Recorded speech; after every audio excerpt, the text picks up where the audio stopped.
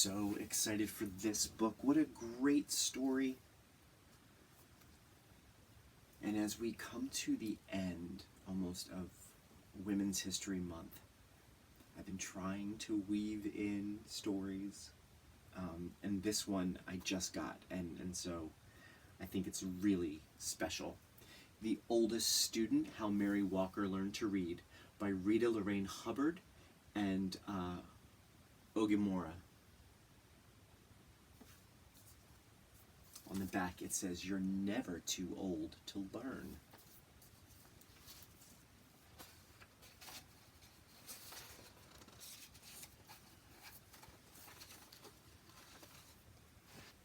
And I think this is going to remind me a lot about the book we read yesterday, What the Road Said. Whenever young Mary Walker was tired, she would shield her eyes from the sun and watch the swallow-tailed kites dip and soar above the trees. That must be what it's like to be free, she thought.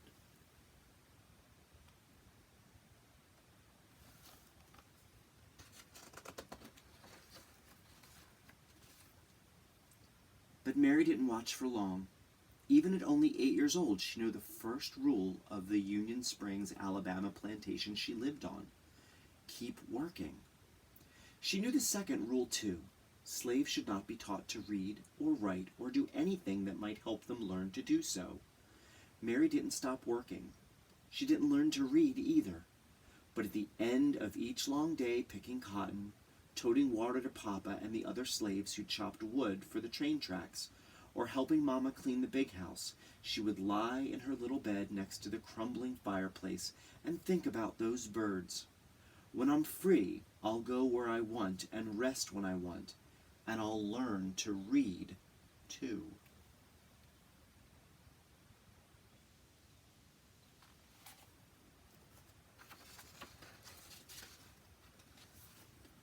When she was 15, it happened. Mary and her mother, brothers, and sister were free. The Emancipation Proclamation said so. What it didn't say was how a family with nothing except the tattered garments on their backs could find food, clothes, and a place to sleep. Mary's father had died, and the family was on its own. Freedom Road! To Freedom Road! Across fields and through woods, ex-slaves surged like waves crashing hard to shore. Now that they were free, every road was Freedom Road. Many headed north and west and every which way, searching for long-lost family members or simply experiencing the wonder of being free.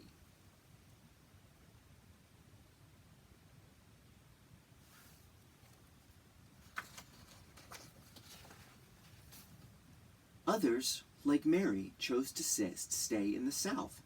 An organization called the Freedmen's Bureau helped those who stayed to find shelter on abandoned Confederate land.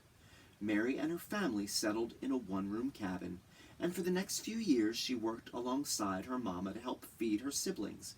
7 days a week, she churned butter, cleaned houses, and cared for other folks' children. The hours were long, and if Mary was thirsty or hungry or needed to use the outhouse, she had to wait until she got home. At week's end, she would offer Mama the one lonely quarter she had earned.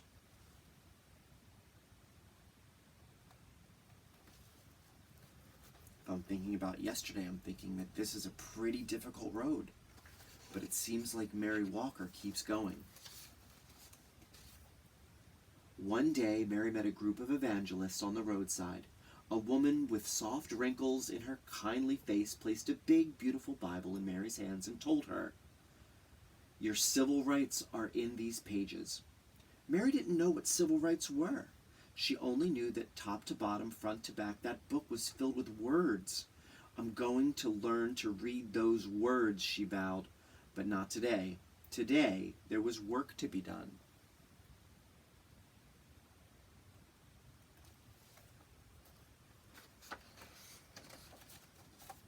And tomorrow, too. When Mary got married, she and her husband worked as sharecroppers, renting someone else's house, using someone else's tools, and planting someone else's seeds to farm land they would never own.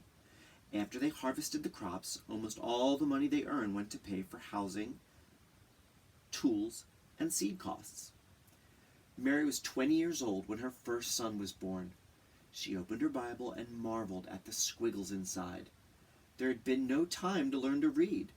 A friend wrote Mary's son's birth date in the Bible, August 26th, 1869. Then Mary dipped a pen into an inkwell and made her first mark beside it. Not a letter, not a name, just a mark. It was the best she could do.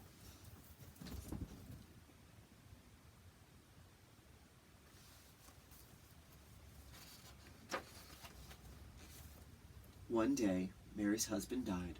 She married again, and a second son was born. Then a third. Mary made marks for those sons too. Now she had 3 growing boys.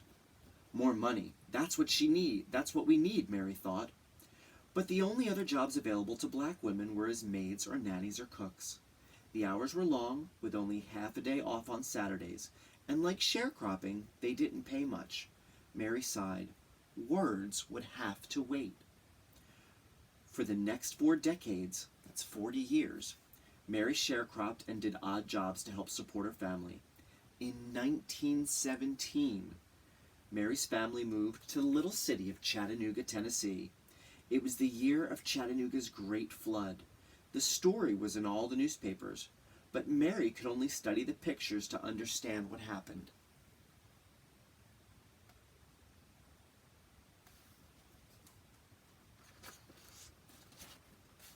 By now, Mary was 68 and too old to sharecrop, but she continued to work, cooking, cleaning, and babysitting.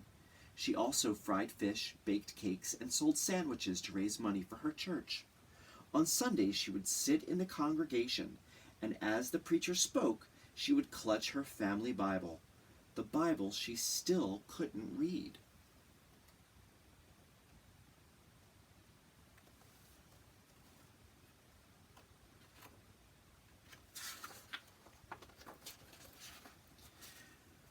When Mary was well past 90, she and her husband sat in their creaky rockers while one or another of their sons read to them. After the 2 younger boys died, the eldest read. Then Mary's husband died. Several years later, the eldest son died, too. He was 94. Mary had outlived her entire family.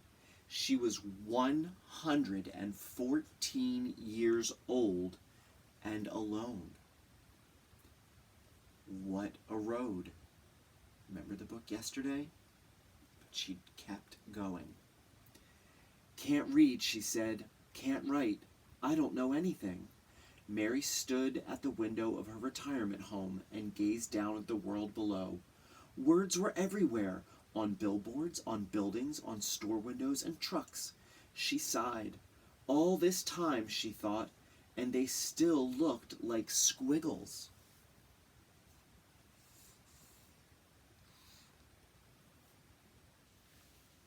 "114 years old. Can you imagine?"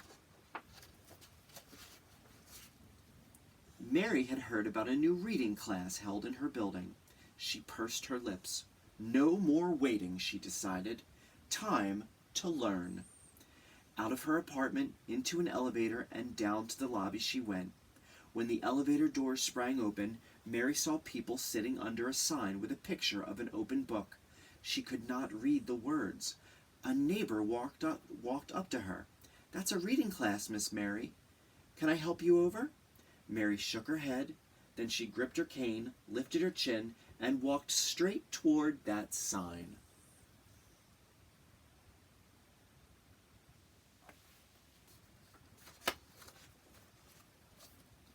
For the next year and more, Mary put everything she had into learning to read. It wasn't easy, after all. She was the oldest student in the class, and probably in the entire country. Could someone her age learn to read? She didn't know, but by God, she was going to try. She studied the alphabet until her eyes watered. She memorized the sounds each letter made and practiced writing her name so many times that her fingers cramped. She learned to recognize sight words. which I know a lot of my kiddos are working on, and then challenged herself to make short sentences with them. She studied and studied until books and pages and letters and words swirled in her head while she slept. You can begin to see she's writing her name.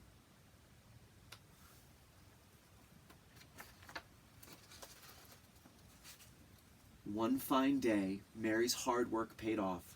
She could read. Word of her accomplishment traveled, and people everywhere celebrated with her. Chattanooga's mayor, newspaper journalists across the country, and a man from the U.S. Department of Education who said, "Mrs. Mary Walker, I pronounce you the nation's oldest student." All shared her joy.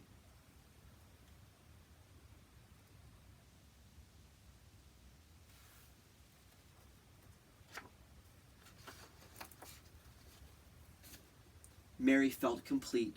She still missed her sons, but whenever she was lonely, she read from her Bible or looked out her window and read the words in the street below. From then on, Chattanoogans honored Mary's achievement with yearly birthday parties. In 1966, President Lyndon B. Johnson sent well wishes on Mary's 118th birthday.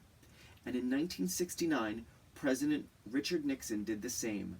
Mary was now 121 years old.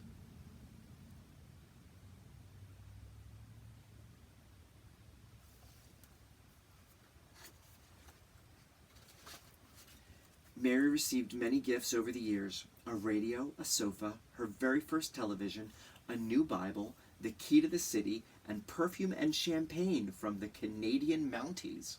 She also received something that brought back those long days in the Alabama cotton fields: her first airplane ride. From the cockpit window, Mary gazed at the trees and rooftops below. No different than a horse and buggy ride, she joked, but she knew it was. As the airplane dipped and soared like those swallow-tailed kites of long ago, Mary decided that flying was a lot like reading. They both made a body feel as free as a bird.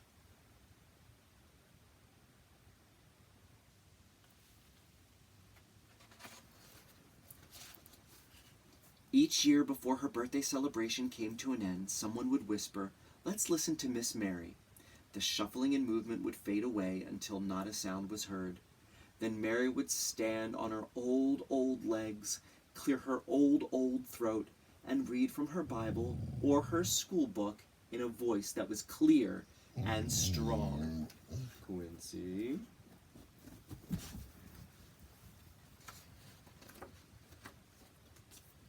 When she finished, she would gently close her book and say, "You are never too old to learn." So to all my kiddos working on their reading and their letters and their sight words, you're going to get it. You're going to get it. Because if Miss Mary Walker can do it at 114, I know all my kiddos can do it. So keep it up. You're on the road. Keep it up.